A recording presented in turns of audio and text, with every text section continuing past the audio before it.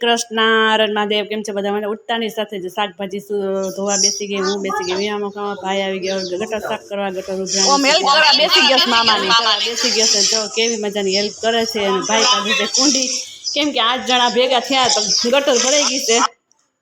બેન બધાને જેલી ખાવા બેસાડી દીધી છે. મેંગો મસ્ત મજાની ખાઈને તો એવી મજા પડી ગઈ કે દ્વિજા બેન તો ફટાફટ બોમને બે ખાવા જ મોજ પડી ગઈ હોય.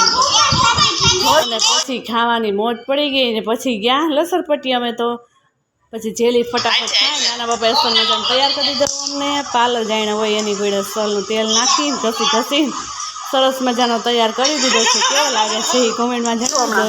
આ બેયને તો પગલું સણી ખૂટતા જ નથી કઈ જ રાખે. મેં ચણા ને ખીચડી ને આંબલી પાણીપુરી બધું તૈયાર કરી લીધું. આ બેનને સાંજ પડી ગઈ તો એની પૂરી મેં જો તરવા માંડી.